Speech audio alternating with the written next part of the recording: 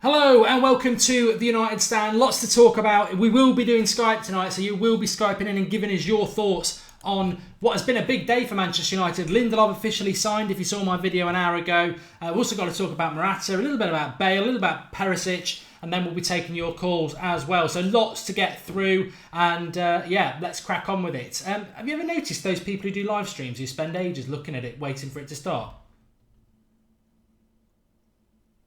Come on, lads, sort yourself out. We're professionals. Anyway, crack on. United Stand. Let's start off. Lindelof, ready to sign. Has signed, sorry. Predicted it at 7 o'clock, didn't I? I tweeted it off the Twitter account. It will sign in 2 minutes or in another hour. I should have left that second sentence out. But I'm very glad it's been done. I want to get your thoughts on that. Some tips to be thinking about before you start Skyping on in a few minutes. What's your thoughts about the Lindelof signing? What's your thoughts on the formation stuff I talked about last night? What's your thoughts on the transfer window so far? Happy that it looks like we're going for Dyer and Matic over Fabinho? Do you think we need a star player? What's your thoughts on the fixtures? And anything else you want to talk about? But I want to talk about Morata for a minute. This deal is on the rails. It's on the rails. The problem with it is that Real Madrid want David De Gea and we don't want to sell him. And they won't sell it. They've got us shortly by the balls, really. Morata is actually flown to Venice. He's getting married on, well, I thought it was Friday. Apparently it's Saturday. But so the Morata deal is a bit up in the air because he is in Venice. He'll be there by now. He's flying there this evening. So he's in Venice for his wedding. So the deal between the player and the agent and the clubs are apparently all done. It's the deal between Manchester United and Real Madrid that's the stalling point. And they want silly money. It started off around 70 million euros. It's gone up to 80 million euros. They reckon it's going to go up again. Well, 85 million euros is well over 70 million pounds, and that he's just not worth that. But do you not do a deal because somebody's not worth it, or do you let Real Madrid take you to the cleaners? Maybe somebody wants to phone in and talk about that. I do like Morata. I'd like to get him signed. I think he's a similar signing to Lindelof in a way that, they may not be the big star at the moment, but I think this is the platform for them to go to that next level, and I quite like that sort of signing. Dante Gerrard says he's very happy with Lindelof. We need Morata now, though. Yeah, I'm sort of on the same page with you there, mate. I think we do need to get this deal done with Morata, but as a little side issue, I think there is a point where Madrid might mess around Manchester United a little bit too much, or Manchester United might try and play hard ball with Madrid a bit too much, and the deal could fall apart, which is why I'm saying it could be slightly on the rails, because this is clearly about the fee. Manchester United can play hardball, but Real Madrid, as we understand, want to keep Morata. In fact, Zidane has apparently today made a last-minute effort to try and keep him, but Morata wants first-team football. So we've been in this position with Real Madrid before. Let's not forget Ramos a couple of years ago. That deal was there to be done. Then Madrid decided at the last minute they were going to chuck a load of money at him, and he stayed. So nothing's set in stone. Maybe we might be looking back at Belotti, but I think Belotti's getting married tomorrow, so that's even less unlikely. So the transfer, that's why maybe you want to talk about that tonight, is a little bit, the Lindelof deal's done, which is great, but everything else is a little bit in the air. And Perisic as well, I'll just feed that in before I start taking your calls. Perisic, Inter Milan are now saying 50 million euro, which is 43 million pounds, and they just keep knocking it up and up and up. And this is the same with Morata. People are just knocking the price up and up and up. And I think Woodward wants to get players for the right price, and Lindelof is the right price at around 30 million pounds sterling. But Perisic is not worth over 35 million. I think Morata, you could spend 70 million on him and you go, yeah, he wasn't worth that, but he's a 24-year-old goal scorer. Yeah, whatever. But in relation to Perisic, he's 28 years of age and he's not worth more than 40 million pounds. So we will get mocked if we go above that. And I think the problem with the Perisic deal is I don't think there's many United fans that bothered about Morata and what we paid for him, but I think Perisic, there's a lot of United fans who don't want Perisic. I mean, there's people I get on with like Heshem on Twitter, who's a really good young journalist, and he's adamant he doesn't want Perisic. He wants the deal to fall apart, and I think there are a few United fans like that. Lorcan Shari, thank you for that. Tolisso, who we mentioned from Lyon on the transfer show a few days ago, very, very good midfielder, French. He's signed for Bayern Munich. I mean, what is it about Bayern Munich and midfielders that they just get the business done all the time? Thiago Alcantara, Moyes was in for him, Bayern Munich took him. Last year, Renato Sanchez, Bayern Munich came and got him. We weren't in for Tolisso, but why weren't we in for him? Bayern Munich come and get him. So it's frustrating because I'd love to know what price that Bayern Munich have paid for him. It's probably something ridiculous like £20 million. whereas we'll go and pay double on that on Eric Dyer. So it is frustrating, but what I would say is just hold your horses a little bit and let's just hope that it's paper talk about Matic and Dyer, because I do not want them at all, especially for the price. I just don't want them anyway. But Fabinho looks a little bit unlikely. Apparently he was speaking with Atletico Madrid representatives last night, and you might ask, well, how can Fabinho go to Atletico Madrid when they've got a transfer ban? Yes, they've got a transfer ban till January, but they're still trying to get deals done, sort of like you stay at Monaco for another year or you come in January. So that'd be typical, wouldn't it? This transfer ban totally messing our summer up. We don't get Griezmann because of it, and now we're not going to get Fabinho, although that looks like it's down to our own fault for not being in for him. So lots to discuss. On the way out, Smalling looks like he might be on the way out, especially after the signing of Lindelof. Have you ever stopped to think that it might be that Smalling wants to play first-team football as well? Because we did the polls today. Most people just wanted to keep Jones over Smalling, which surprised me because Jones will never, ever be fit. But most people wanted to vote to get both of them. Yeah, so that's interesting as well. And Januzaj potentially off to Roma now. It was Real Sociedad a couple of days ago, but potentially now Roma. Right, the calls are open. I'd like some of you to be speaking a little bit about Lindelof as well. But the calls are open. You know what to do. Hit the floor running. Give us your thoughts. Skype Goldbridge, all one word. Let's see what Manchester United fans have got to say.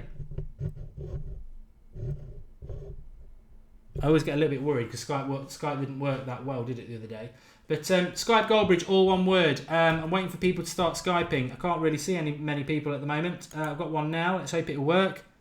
James, can you hear me? Hello? Okay. Not a good start there with James, but let me try somebody else. Zach, can you hear me? Let's see what Manchester United fans. What's up, Mark? I'm good, thanks. What do you want to talk about, pal? Yeah, thanks for having me on, man. I really love the channel.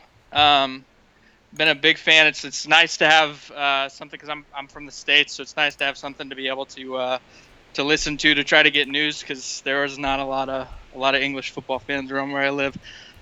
But I wanted to talk a little bit about your the formation vid you put up the other day. Oh yeah. I feel like. Which one do you want to talk about in particular? Is it the 4-3-3 or the 3-5-2? Yeah, so the 4-3-3. I think I think that really should be our formation of choice, in my opinion. I think if we could do something similar to what Real Madrid is been doing for the last couple of years, we've got to bring in a center defensive midfielder.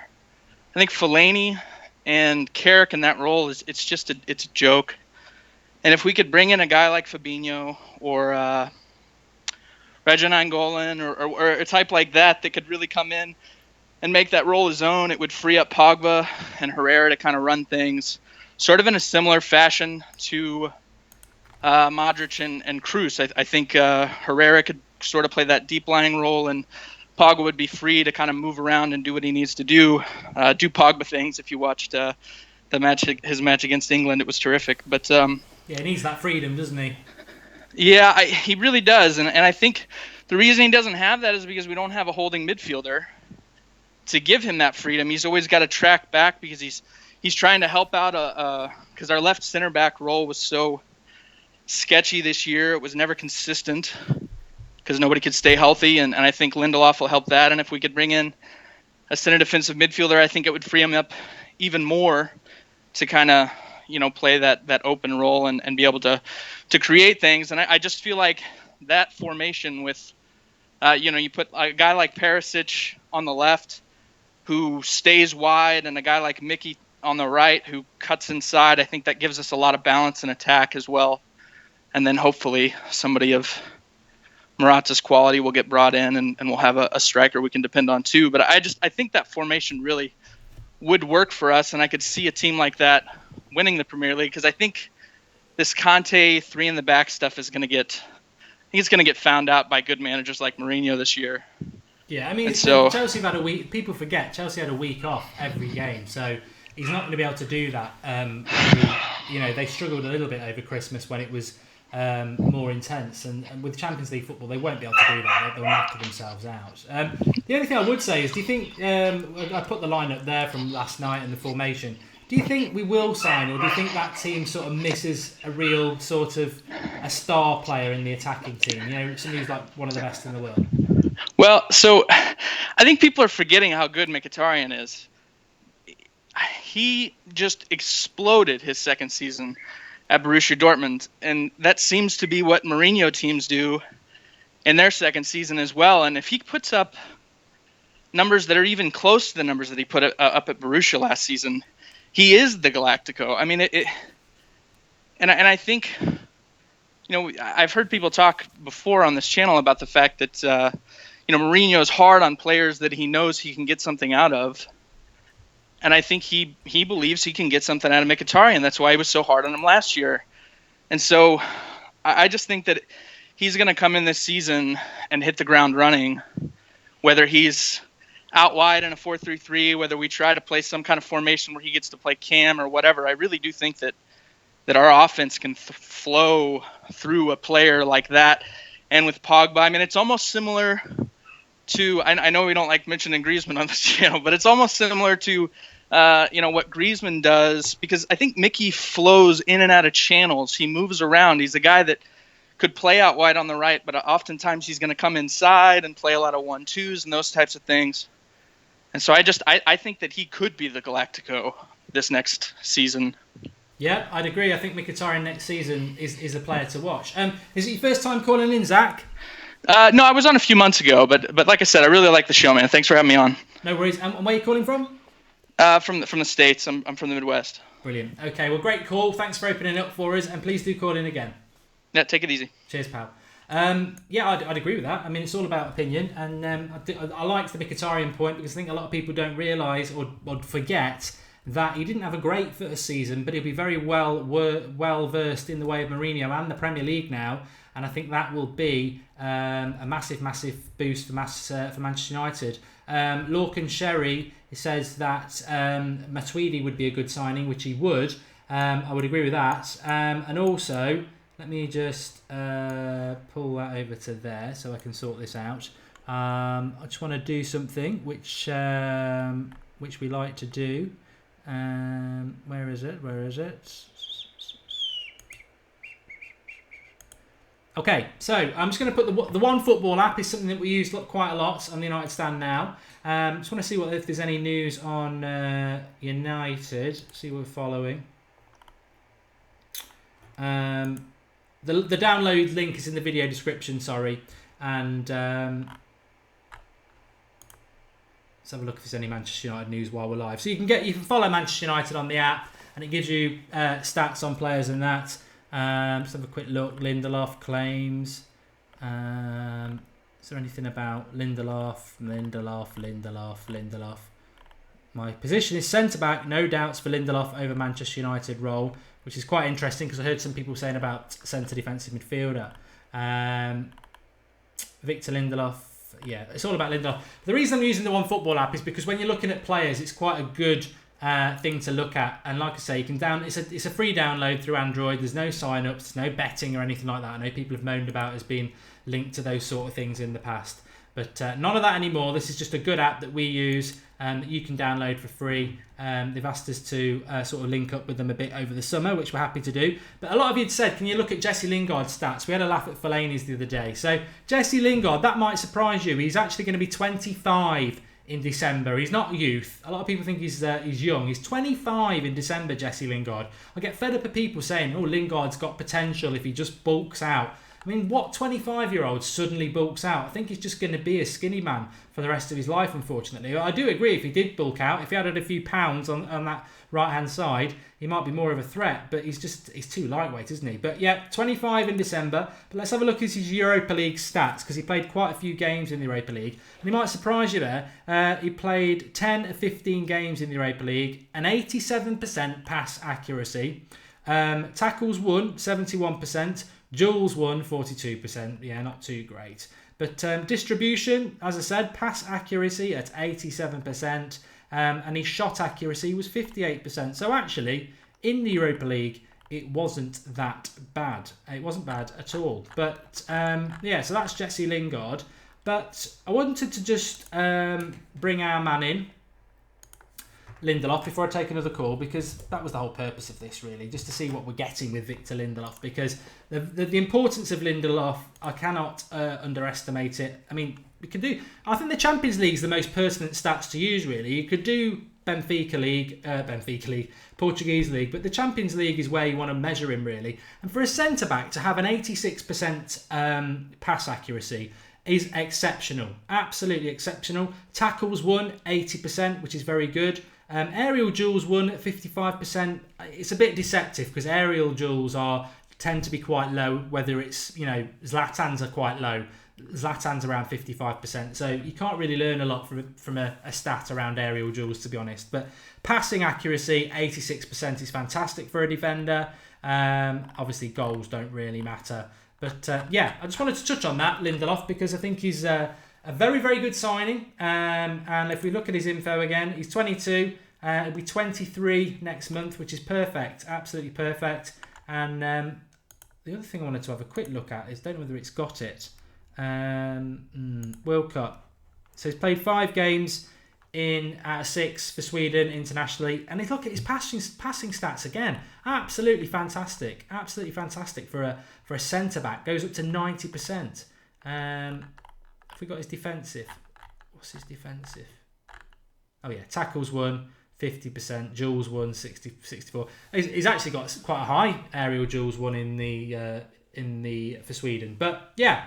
That's that. Very interesting. Very interesting indeed. Right, I'm going to take another call now. But you can download that OneFootball app. It's very, very good.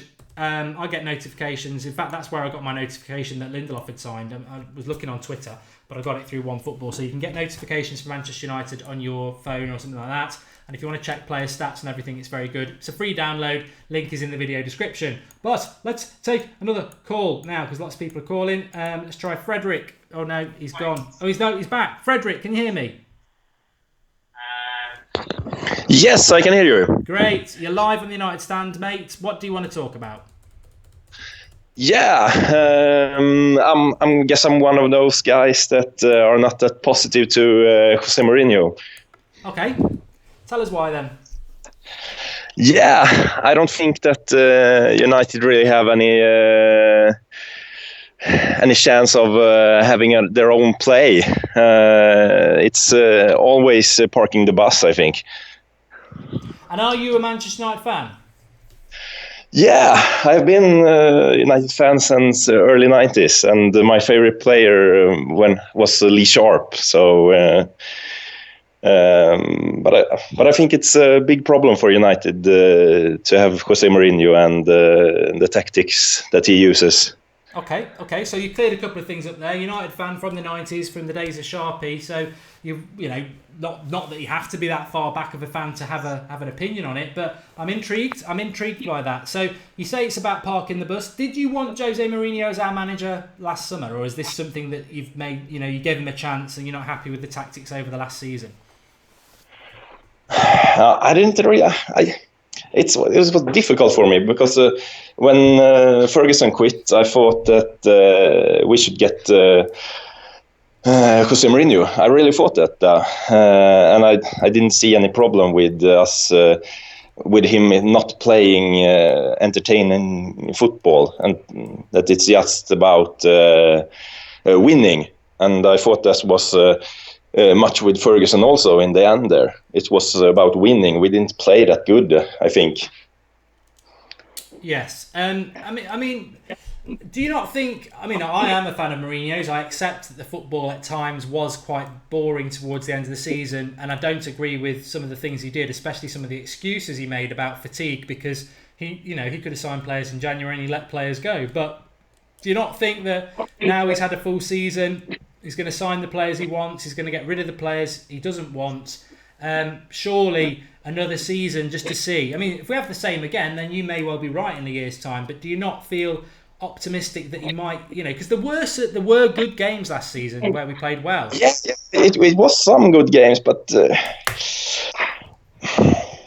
I know that you don't like Guardiola, and I don't think I really like him either. But at least they play entertaining football, and they can win 4 or 5-0 some matches, and you feel like, wow, we have something. But with Mourinho, it's tricky. We have to grind out 1-0 against Burnley, or we didn't even win against Burnley. So yeah. I tell you what, that's a good point. And I know there's a lot of people on the live comments saying stop the negativity and this, that, and the other. But it's all about opinion. And actually, that point there is one that I would agree with, because you look at the last few games of the season, Spurs, City. I think did City beat somebody 7 or 8-0 or something ridiculous like that, and Spurs were beating teams by 4 or 5 goals.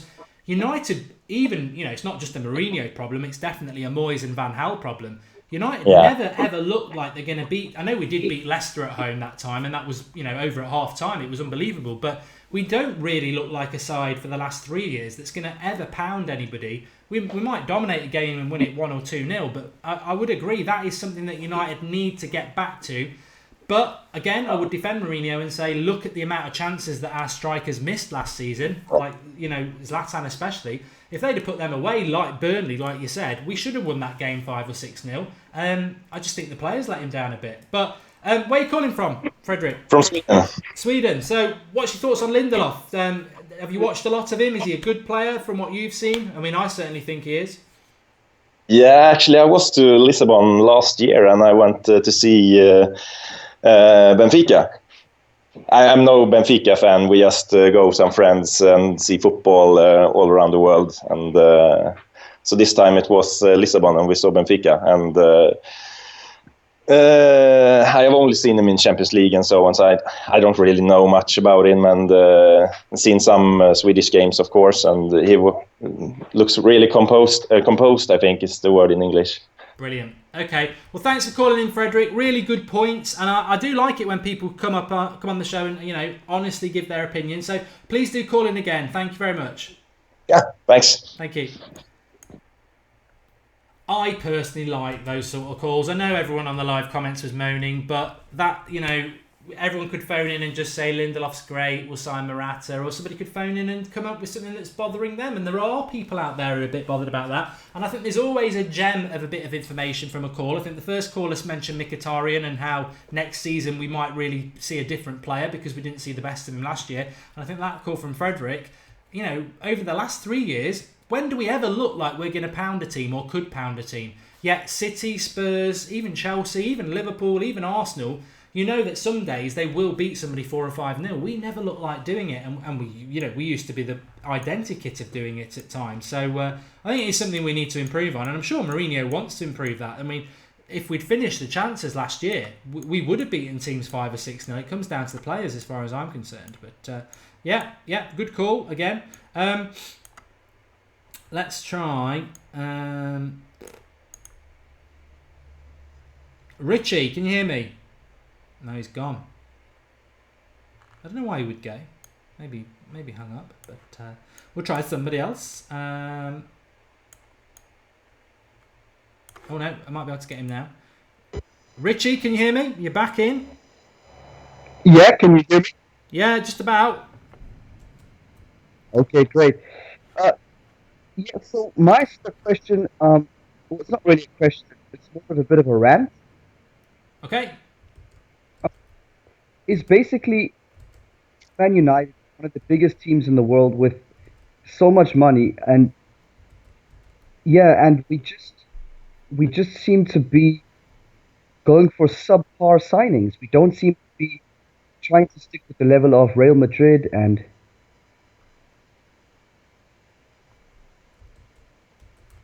I can hear you. Yeah, I can still hear you, Richie. Yeah, you were breaking up a bit, but yeah, go on, carry on. Okay, great. So you were saying that your concern is that Manchester United just seem to be making subpar signings, and then the bigger clubs are making big signings, and I suppose that concerns you. That's correct. Yeah, I just feel like we've got the money, we've got the name, and I know certain players seem to be more attracted to the Spanish league. I just feel like I agree with you to the point where we're building a working team. They work hard, but I don't feel like we're trying to achieve that star quality. Yeah, I mean, I spoke about this last night when I was doing the formation show. I hope everybody's watched that because, that's my personal opinion. I would go 3-5-2, but that's me, and I think it would work. But what strikes me about, and I know we've only made one signing, but if we assume we're going to sign Perisic, Morata, and a centre defensive midfielder, Absolutely. whoever it's going to be, they are all, I would call them, they are all Ander Herrera's and Antonio Valencia's, going to bring a lot to the team. Consistency, workmanlike, and quality.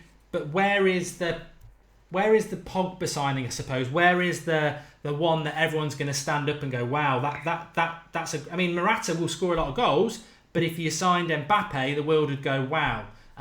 If Perisic will be very good, but if you signed Gareth Bale, everyone would go, wow. Who else is Lindelof's very good. But if you signed Varane, everyone would go, wow. So, that I think is that what you're basically getting at? That, where's the wow signing and why aren't we making those? Yeah, absolutely. Look, I think what it comes down to is this, for me, or my opinion, is that it's okay if players turn us down. But why are we not at least trying to get them? Why are we not trying to make a statement where that if you get a certain player of a certain caliber, that it's going to change things? Yet the other big teams are doing it, and I just feel like we should be trying to make, that X factor player. It's just my opinion, but that's something that's frustrating me, having seen the players that it looks like Jose's going after. Yeah, I personally think there's a good chance that we will sign somebody that makes everybody stand up, because I never felt for the line that happened a couple of days before, if everyone can remember. 2 days, I think it was the Tuesday or the Wednesday before the Thursday, where Griezmann decided he wasn't coming to United. And let's not forget, Griezmann was coming to United and he would have been the wow signing. Now, 2 days before that, like I say, I think it was Di Marzio or somebody else came out with something that had obviously been fed from the club, that United no longer wanted a number 10 and they were prioritising a number 9. And that, all of us said at the time, that's nonsense, because we weren't getting Griezmann and not getting a number 9. We were always going to get a number 9 and Griezmann. So we're still getting that number 9 in Morata, but we're not getting Griezmann. Now, I just feel that Griezmann money or that signing is still potentially there for Manchester United to make. And I can't not stop saying that we've been after Mbappe for 2 months. Now, whether we can get him or not, I don't know, but we are. I firmly believe we are after him.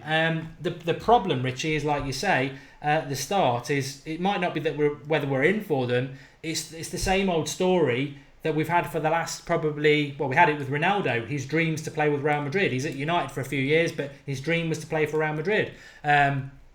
Mbappe wants to play for Real Madrid. Aubameyang he's not going to go there, but for years, I want to go to Real Madrid. Dembele wants to play for Barcelona. So all these good players seem to want to go to Spain, and it's very, very difficult until we start being successful in the Champions League again as a country, not just Manchester United, and hopefully it will be us.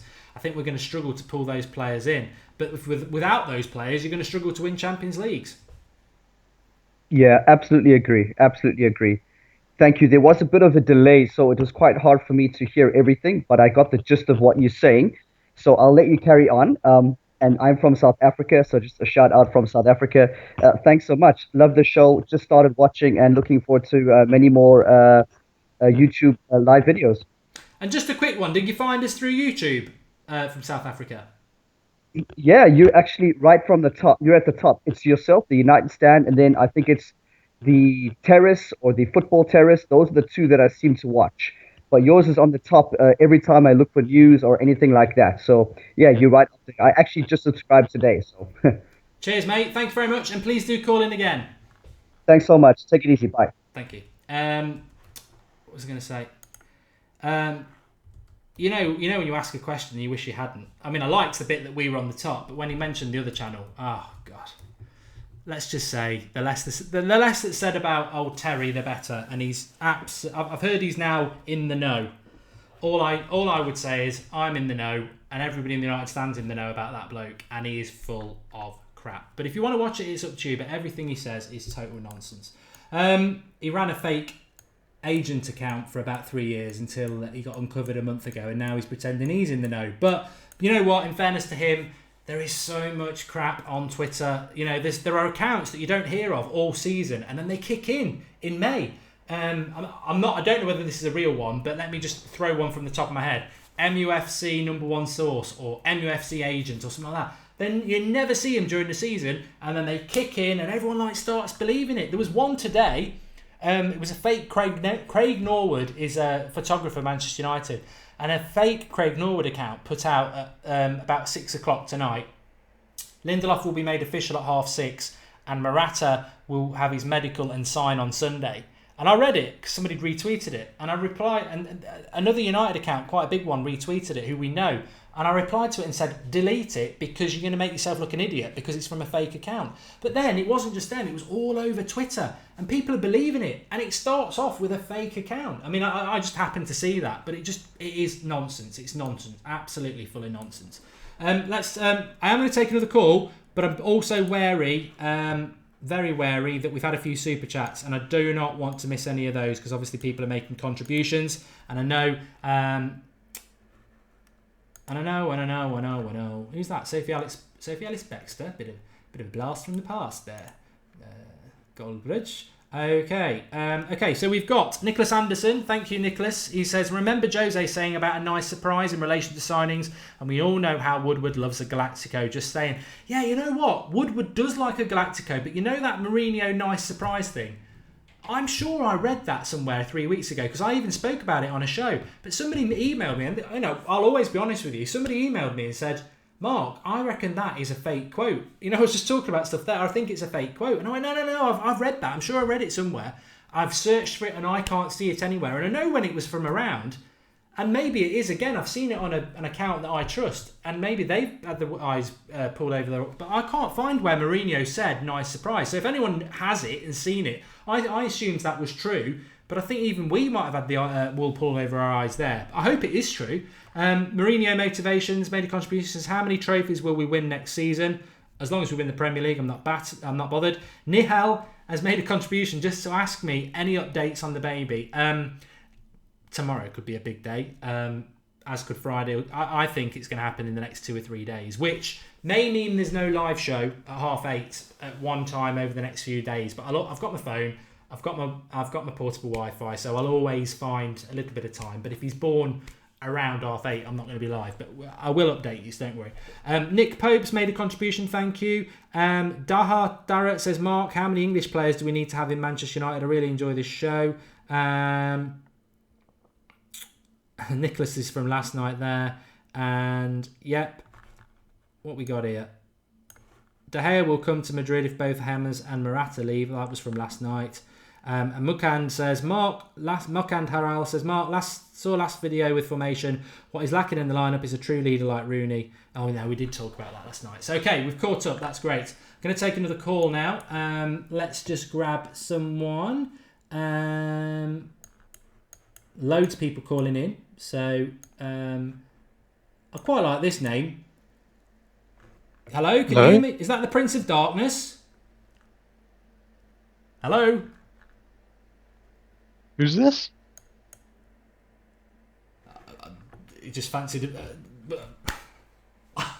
words fail me. You're obviously watching Skype Goldbridge to Skypers, and then you're phoning saying, who is this? Unbelievable. But let's try Daniel. Daniel, can you hear me? Hey, what's going on, Mark? Hi, Daniel. What did you want to talk about, pal? Well, what isn't there to talk about? I'm going in a tailspin right now, Mark. You know what I mean? Okay, what's bothering you? One, going after Nemanja Matic. That's the first thing that's bothering me. Yeah. I think there's a few United fans on your page there. I mean, let's be honest though, we don't necessarily know that we are, but it definitely does to me look like the press was briefed by the club yesterday to let fans know we're not in for Fabinho. Yeah, you know, of course, it's probably one of these things where maybe we're not in or maybe we can't get it. The thing is about Dyer. I'm not too worried if we get Dyer. I understand he's not the sexy signing. He might not be, you know, what we really need in there, but he has upside. He's in his early 20s. He has potential to become a good player, especially under Jose. There might be some resale value if, let's say, he's not all that and he's just a mediocre type player. We could get some money back for him. Matic is coming into the tail end of his career. There's nothing to offer there. There is little to nothing to offer. And the fact that to even say that he is possibly a downgrade on Fellaini just says it all about him, really. There's nothing. He has nothing to add to the squad whatsoever. The fact that we're even being linked to him makes me want to throw up. It's getting me nauseous, Mark. You know what? I do agree with you because I try not to think about it because it frustrates me, that signing. And Matthew Hewitt's on the live comments and he says Matic is all right, you know. But the Matic signing bothers me for many reasons. One, I think if you stuck a Fellaini wig on him, in fact I can lend him one, you wouldn't really tell much of a difference apart from Matic can shoot from outside the box and Fellaini can't. That's about it. But the second thing is, this is like if you're this is like a Mark Hughes signing. If you're manager of Stoke and you want to get a player who used to be good to come and play for Stoke. But we're Manchester United. Why are we going for a player who's declining just because Mourinho had him a few years ago when he was good? And why are we taking Chelsea's cast off so they can go and buy a decent player when we want to win the league? I refuse to believe we're in for him. And maybe I'm setting myself up for a big fall there.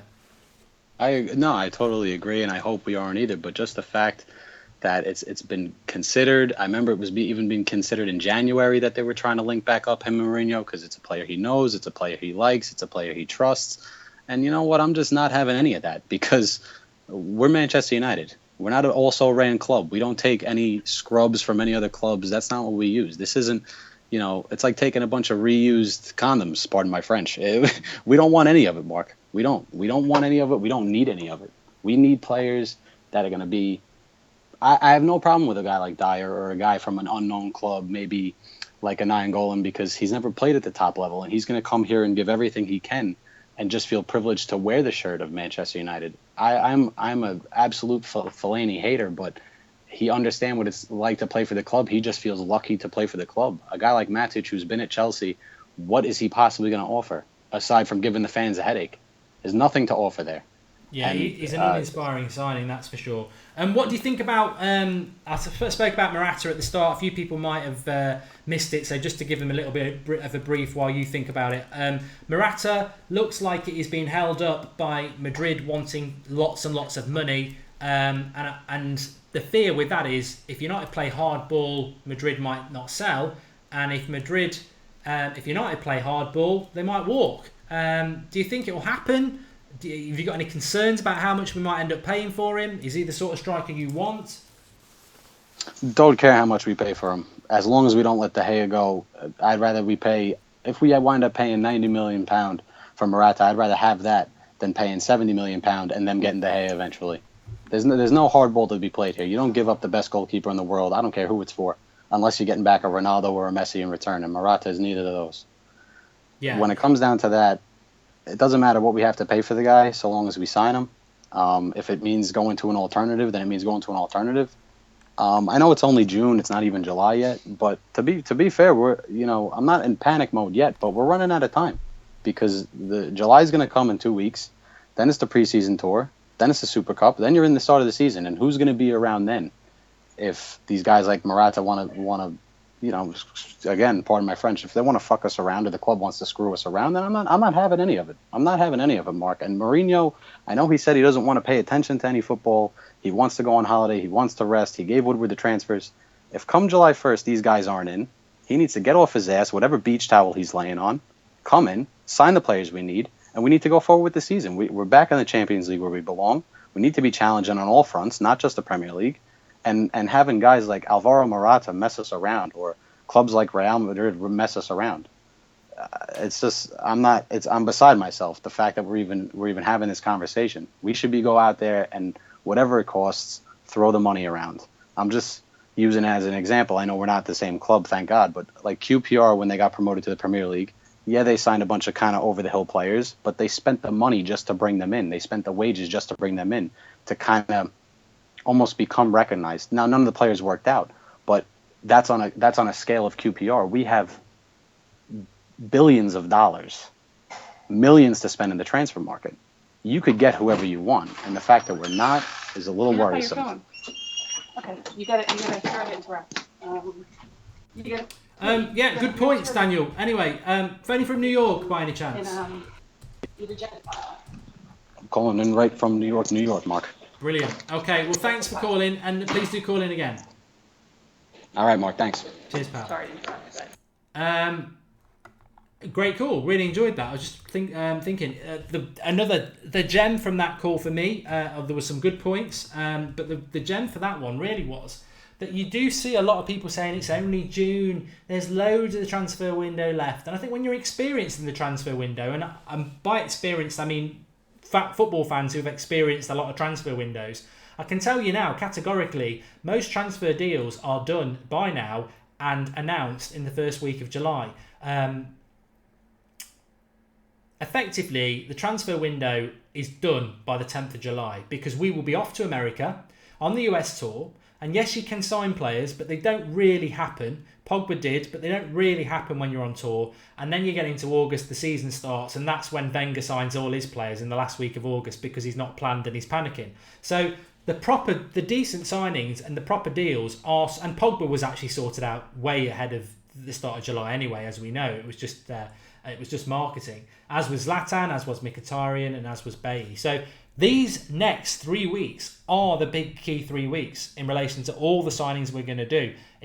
Whatever comes in after that, and I expect most of it will be from the middle of July to the start of the season, there'll be players going out of the door because Mourinho wants to know who he's got in before he says who can go. So that's the way it will go. We'll be talking about signings, and then I think mostly through July, any transfer stuff will be people going out of the door. So we've got 3 weeks to sort our business out, really. And I think the next 2 weeks, the next 2.5 weeks are massively key for Manchester United, and it's going to be very interesting. Very, very interesting. A few people mentioning Renato Sanchez. If you saw the video last night, I did say to you, when you look at Manchester United's midfield and the fact that he'll probably play a midfield three and he'll sign a centre defensive midfielder, whoever it is, so you'd expect it to be centre defensive midfield signing, Herrera, Pogba, that's your midfield three. Happy with that. Who's your reserves? Fellaini, Carrick and Fosu Mensah. That's not good enough. I think we need to sign 2 midfielders. I said this last night. Renato Sanchez has been mentioned.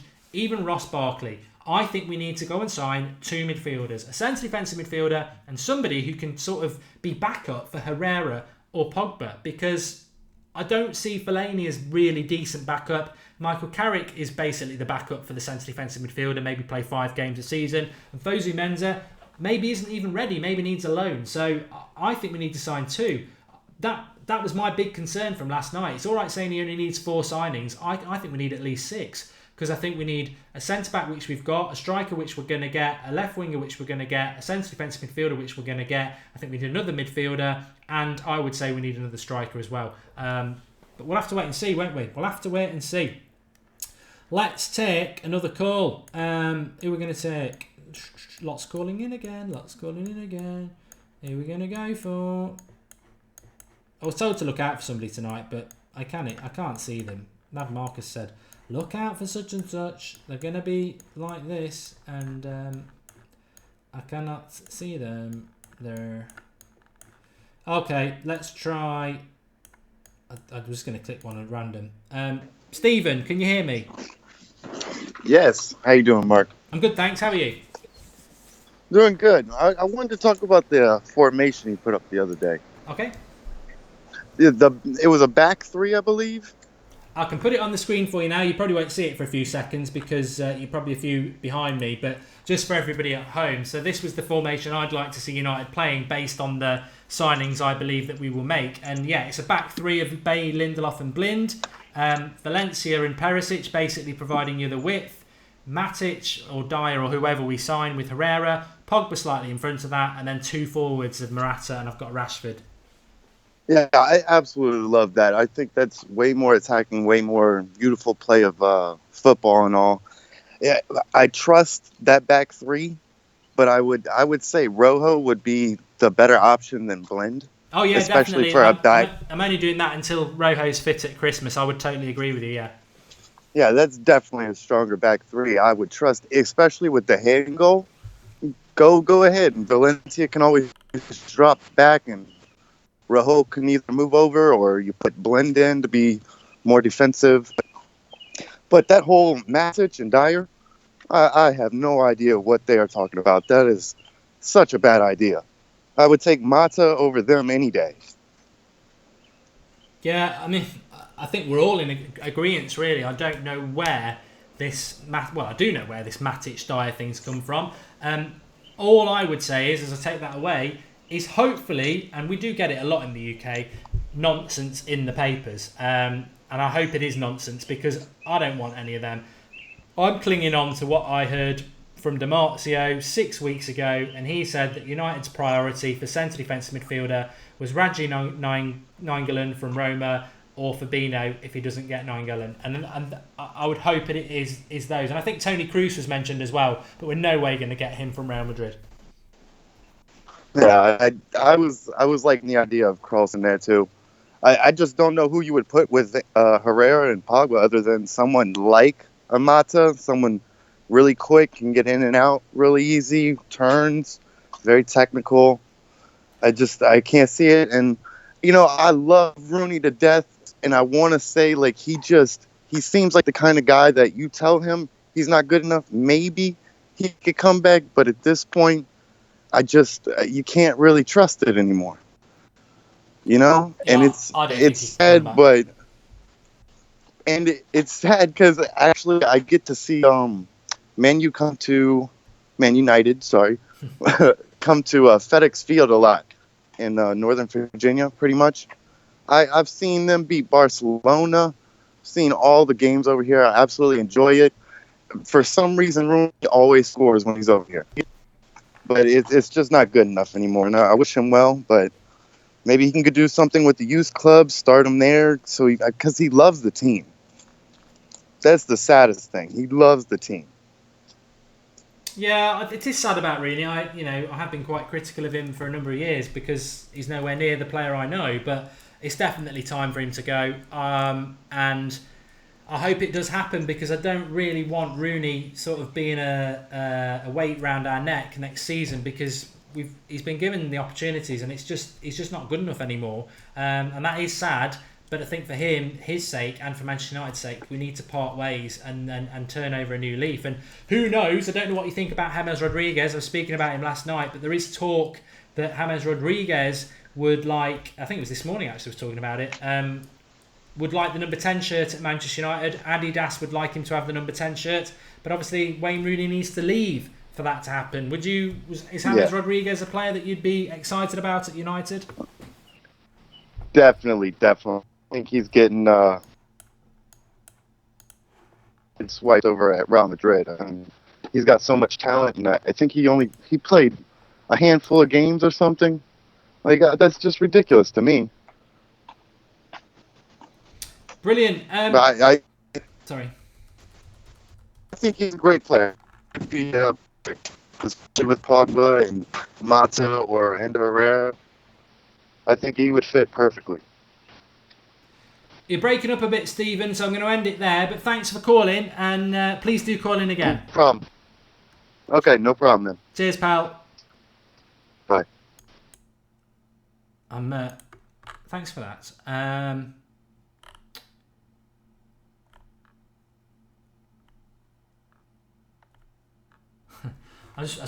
very rude of me there. I was just reading a comment, a direct message on Twitter in the United Stand group. I'm very nosy when I can't be part of it.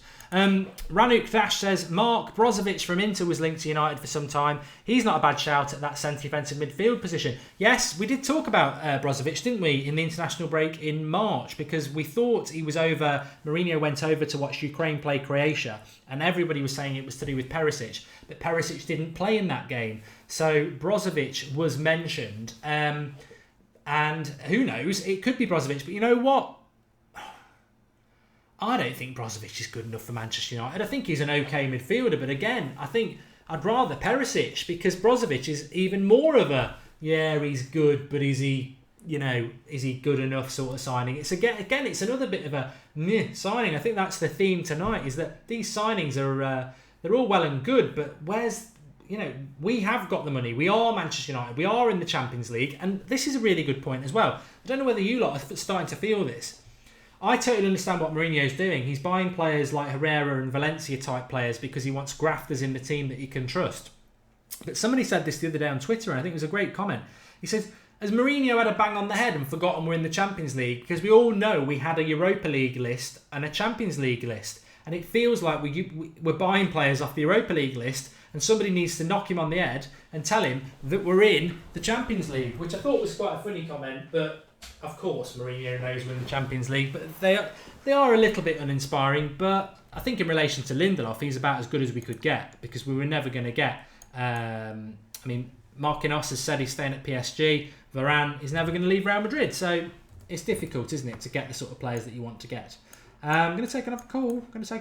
Please do drop a like on the video. Then remember, this is Skype Goldbridge. We're taking a lot of calls tonight, and it's very important that you support the people who call in and have their say, because it's your show anyway, but it's very much your show when it's Skype Goldbridge. I've got George on. George, I've had you on before. I know you've got great points, but let's not turn it into war and peace. What do you want to say? Okay, Mark, can you hear me? Yeah, I was only joking with you then, by the way. I know you're a regular on the live comments, but what did you want to say? I can hear you perfectly well. Excellent. Yeah, I just thought I'd call in to clarify a few points. Okay. I will try and keep it relatively brief tonight, because I know you've got other callers that you need to hear from as well. Okay. I thought I'd just sort of consolidate a few of the transfers or rumours, and obviously the actual transfer that we got done today.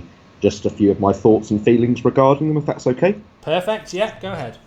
Excellent. So first of all, I just think that Victor Lindelof's a very smart piece of business, which we've done. I expect that we'll see a marked improvement in our defensive solidity compared with last year with his arrival.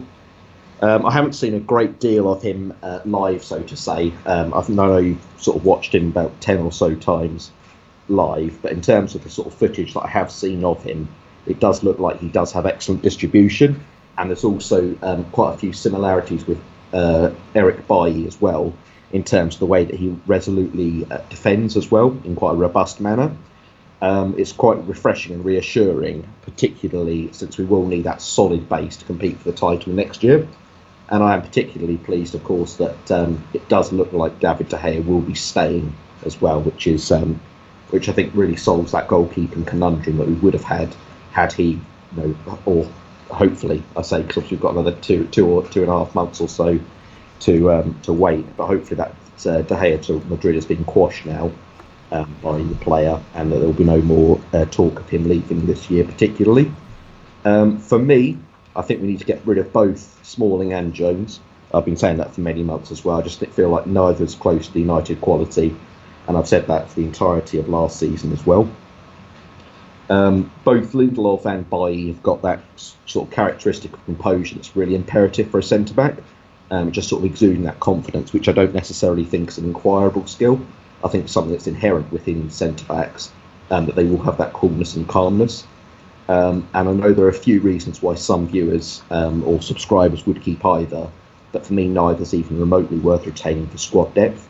Can I just jump in on that, George, and just sort of get your opinion on that? Because I polled it on Facebook and I polled it on Twitter, and we got different things. Facebook, more people wanted Smalling to stay. Twitter, more people wanted Jones to stay. It's amazing social media. You get different demographics, definitely. But Smalling, I quite like Smalling. Me and Marcus argue about it quite a lot. But I appreciate a lot of people don't like Smalling, but I do. He's very good in the air. Jones, I don't understand why anyone would want to keep Phil Jones because of his injury record. But you'd get rid of both. Does that mean we'd need to sign another centre-back, or would you be happy with Bailly, Lindelof, Twansibi, Blind, and then Rojo when he's back? Yeah, I just think that gives us enough central defensive cover. I think the AFCON itself is only a sort of a biannual thing, so I think this year it won't be a case of when Bailly's off to that AFCON. I might be incorrect on that. No, you're right. Yeah, there isn't one this year. I think I'm right, which means that we won't have that sort of month or so of Bailly, being out of the team, so to speak. I just feel like with both Phil Jones and Chris Smalling, that they always have a mistake in them. And I know that although you would keep Smalling over Jones, both of them, there was obviously, I can't remember which match it was, I think it was sort of Spurs, when Smalling was again exposed by Harry Kane. And of course you tweeted out something along the lines of, when you've got Dumb and Dumber in the back line, which was obviously Jones and Smalling, that it's not that hard to score against them. Because I'm not a massive fan of Harry Kane at all either. I think he doesn't sort of strike me as he's a prodigious finisher in terms of Premier League, and no one can argue with that because of the amount of goals he scores. But also there's a question of his sort of big game mentality, particularly last season, when I think the only sort of goals he scored against the very sort of top teams were obviously that header, the flick rather, that against Smalling, and also of course the penalty against Arsenal, and then he was running up a few hat-tricks against some of sort of relegation teams as well. So it's very similar in that respect to Romelu Lukaku, another striker who I don't feel is Manchester United quality. But for me, as I said, both Smalling and Jones, neither of them can be trusted. There would be numerous examples that I could list from specific games where either one of them have cost us a match with an error, when, as I said, neither of them have the composure to be even considered. And I think we do have enough depth in there. The last thing I wanted to just say very quickly in terms of Lindelof was, and I'm not sure whether this statistic is exactly right, but I saw something, so a lot of them, I sort of get bombarded with tweets on Twitter in terms of stats about Lindelof. But I think the most one of the most relevant things about him was that he's played, I think, 73 times for Benfica, been booked only 6 times, and never been sent off. And I just thought that was quite a key sort of aspect in terms of someone with that cool and calm temperament, which can hopefully sort of transfer to Bailly and Rojo, because we all know that with both of them, they're far more rash. Yes. I mean, we saw obviously with Eric Bailly that he got sent off a couple of times, and sort of lost his head. And the same, of course, with Rojo, particularly, sort of during that initial period of his time in the team when he was going in 2-footed. And I think they can really both hopefully learn from Lindelof in terms of how to keep cool and calm and just make sure that you deal with things in a composed manner. And I think that's going to be something that's really important in the coming months, obviously, in terms of how he develops within the team dynamic. I've probably sort of run up enough of your time, but just the last quick thing I wanted to do was just have a quick shout out to Mad Marcus on the comments. Just to say he sort of does all the unglamorous parts of the channel, but I just feel he's absolutely essential as a component of the show, and he's shown the followers of the show nothing but kindness and consideration, and I for one am very appreciative of him. Thanks, George. Really good call. And obviously, I know you're always on the live comments, so get into chats with George. I always say this as well. We do put the live stream up at least 2 hours before we go live, and the live comments is up, and there's always good chat going on. I often am reading it while I'm doing other things and researching stuff. So yeah, and George is obviously a big part of that. So thanks for calling, pal, and please do call again. Thanks very much, Mark. Cheers. Bye-bye. I would like to echo what he said about Mad Marcus, but that would be bullshit. He's a lazy little sod. No, he does a good job. As does Beck, as does Evil Duck. We've got the live comments is a life of its own. I know I put it up on the screen really because it is a life of its own, and then there are chats going on and everything like that. So if ever you were, it's a great community. If you found the United standing you knew over the last few weeks, because I know that happens a lot in the transfers. Make sure you subscribe and set yourself up a YouTube account if you haven't, and subscribe, because then you can get involved in the chat on there. It's fantastic. And afterwards, when it's not live, there's a lot of chat that goes on. I always say that to everybody as well. Just because you've watched the video, come back and have a look at the comments below, because there's loads of debates that go on and people do reply. So it's a bit like a bit of a forum thing going on as well. Alex Bork says George for co-commentary, which, well, that would be taking Mad Marcus's job, so that might be a little bit controversial. I've just realised, slap on the hand for me, obviously the tagline of this show was Lindelof signs, Morata close, and Bale future decided. I don't think I've mentioned Gareth Bale in this video, apart from I'd like to see a signing. Gareth Bale future decided was basically put in there for this. There was a reason. The new Real Madrid kit has been marketed now, and he's in it. He's one of the main ones. I think Gareth Bale's staying at Real Madrid. That was what I was going to say. I think his future is pretty much decided, because unlike us, who would have had the photos done a long time ago, and to be fair, it did happen with Schweinsteiger at Bayern Munich, but I think him being the poster boy is probably the end of that. And one thing I did want to just bring in as well is let me get back. I can do this. You could do this. The force is strong. Okay. I wanted to just reiterify some. That's not the right word. I'm getting tired. Let me get the One Football app again. I just wanted to go through Alvaro Morata's stats really, because I think a lot of people might have forgotten them. So he's 24. He'll be 25 in October. So he's 24 and a half, which I think is prime meat, as they say. But I wanted to have a look at his stats more. In the Champions League, he's hardly really played because obviously he's been on the bench for them a lot. But so 9 from 13 is not too bad, is it? Champions League. Passing accuracy is quite good, 83%. And in the attack, shot accuracy, 75%. That's quite good for a striker. Let's do it in La Liga. I know La Liga is a bit of a pub league. I'm not a big fan of La Liga. But 26 games. He's played 15 goals, 4 assists, pass accuracy 78%. That's not what I'm really bothered about. Not bothered about his defending. Shot accuracy comes down to 61%. Most of his goals with his right foot, quite a few with his head. That's good. Is it any better for the national team? World Cup qualifiers. He's played 3 out of 6. Pass accuracy again, 81%. That's fine. I'm more interested in his goals. Shot accuracy up to 78%. But he's had 2 goals with his left foot there, and one in and one outside the box. So I just wanted to show that really, just to show that, as I keep saying to you about Alvaro Morata, he's a very, very rounded player. Very rounded. He's good in the air. He's good off both feet. He's quite quick. He's not 10 out of 10 at anything. He's probably 8 out of 10 at most things. And we get a good all-rounder. And like I said, reminds me a bit of an Alan Shearer. Whether he can be as good as Shearer, because Shearer at 23, 24 wasn't, he was a good player, but he wasn't at his best. Morata's still got a couple of years. If he develops at United, those 8 out of 10s could become 9 out of 10s. And there's very few strikers in world football that are all-round strikers, that are quite quick, that are good off both feet, that can run the channel, that can hold the ball up, that have got good passing. He's good at running with the ball. He's good in and out of the box. There's very few strikers like Morata who are very good at everything. There's some that are like, they're not very good in the air, but they're very fast. We know those sort of players. But Morata is a very all-round striker. And let me just say, that's the One Football app. A lot of people keep asking, what is the app? The link is in the video description. All you need to do is go to the link in the video description. It's in the top box of the video description. Click it, and you can download it for free on Android. I think it's on iTunes as well, or whatever that is, but I'm an Android boy.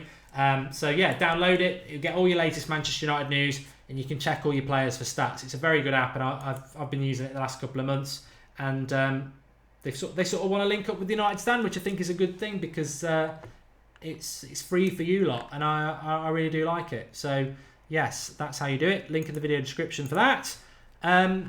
What a show. How are we doing for likes? Because I'm very adamant that we get 1,000 likes when it's a fan call-in show, as it has been. Lots of people watching again as well. Thanks to everybody who has been watching. Thanks for all the live comments. Absolutely brilliant. We're not finished yet, by the way. We're not finished yet. Don't worry. I'm just thanking you.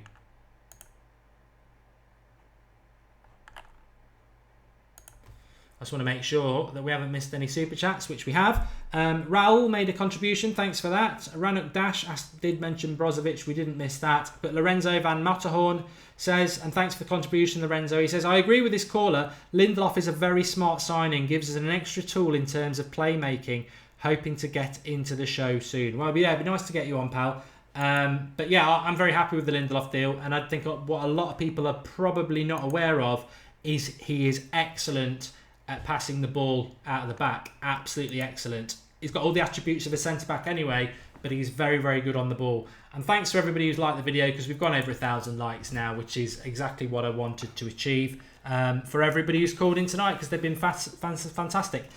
Just looking at some of the live comments, Tim Conway says, Morata confirmation coming soon. You know what? I do not know. He's getting married on the weekend. That is a fact. He's gone to Venice. That is a fact. Would you want to fly back from Venice for your wedding to do a medical? Will Manchester United let him do a medical in Venice? It's a big money deal. I just don't know about the Morata deal. I think we're getting a bit screwed up.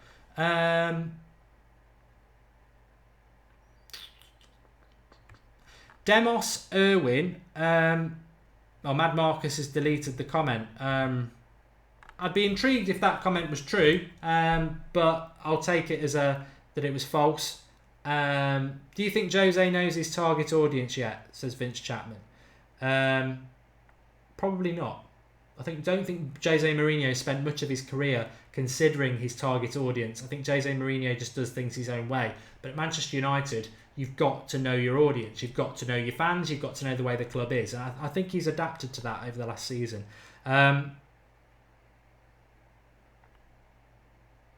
a good comment there, actually. I'm going to read that. I wasn't going to read it, but I will read it. It's a good comment. It's whizzed by, typically. But basically, Mazawa Sumba says, I love the show and I'm hoping James can be signed. And if we have to pay anything close to 70 million, then we should go for Belotti, says Anuj. I said that earlier on Twitter. I agree. If the closer Morata's fee gets to what Belotti would cost, I would get Belotti. I think the advantage of Morata was that he was going to be cheaper. We'll see. Do you think Perisic will come, says Ewan Gordon? I do at the moment. I still think Perisic will come, yeah. But it sort of goes a little bit quiet.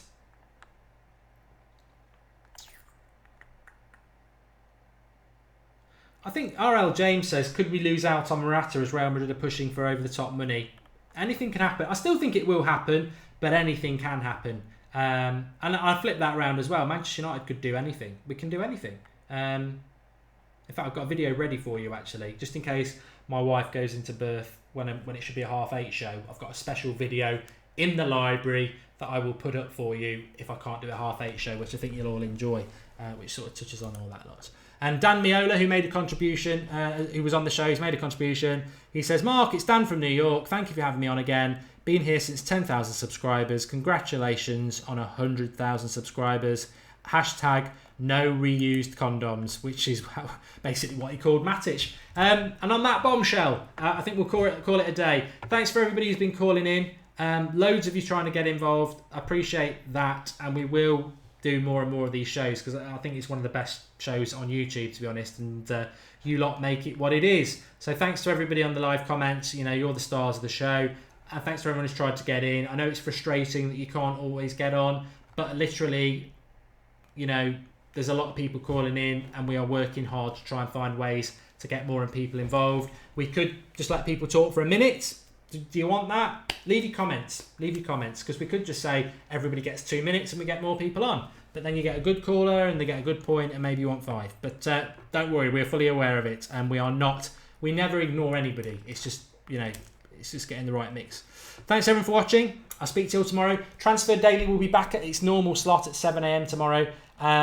Unless we go live before then because we signed somebody. Who knows? You never know. Something can happen in the transfer window. But thanks everyone for watching. Thanks for all the likes. They are for all our guests we've had tonight. And if you were one of the lucky ones who got on, look at all those likes. They're all for you. Applause to everybody. Absolutely fantastic. Real joy to do the show tonight. We've got our first signing in the bag. Let's see what tomorrow brings. I just have a feeling Morata will be tomorrow. Let's see. Thanks for watching. Speak to you all very soon.